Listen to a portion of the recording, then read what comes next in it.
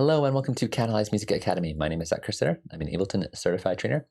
And for today's quick tip, I want to talk a little bit about the greatest MIDI effect of all time, which is, of course, the arpeggiator.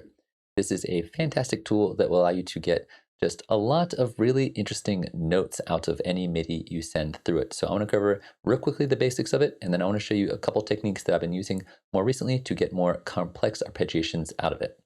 Before we dive into that, I do want to let you know if you are enjoying the content on the channel, please feel free to subscribe, like, comment, share, all that kind of stuff is very helpful for me. Diving into it, if you are not aware of how the arpeggiator works, basically if you play a single note, it's going to repeat that note.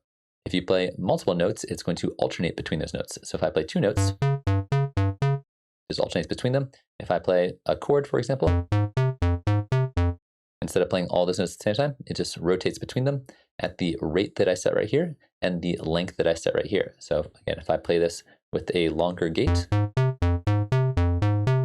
those notes will be longer. If I gate shorter, those are going to be shorter. And of course, the rate will change the speed, so we can speed this up, and this is synced to the tempo of your song. Something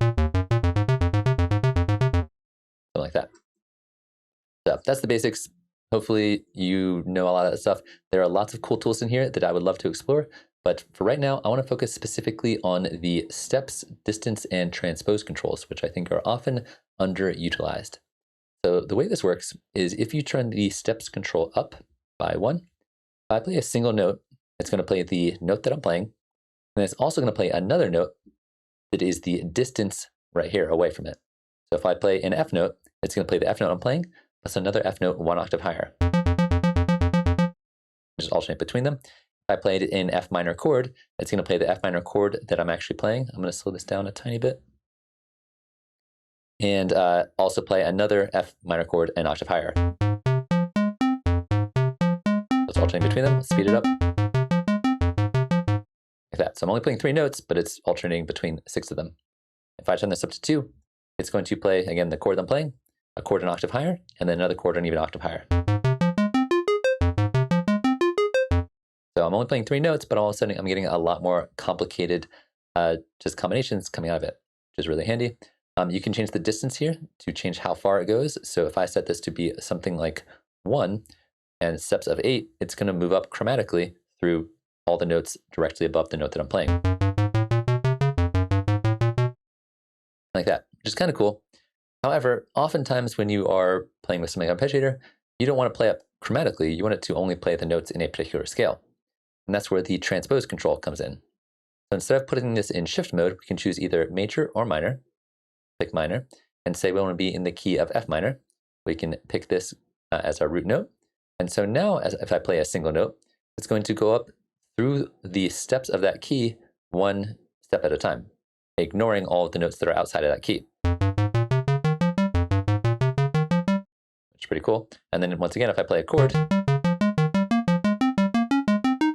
it's alternating between them. So we can start combining some of these tools here with things like the rate and the gate to create really interesting, cool arpeggiation combinations. So we're going to set this up to be something like, I don't know, 3, the distance of -1. And now if I play a chord, I'm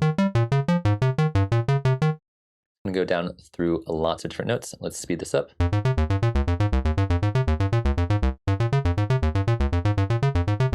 Again, I'm only playing 3 notes at a time. And I get some really cool things. And then if I start playing other notes in different octaves, it's going to keep moving between all of them.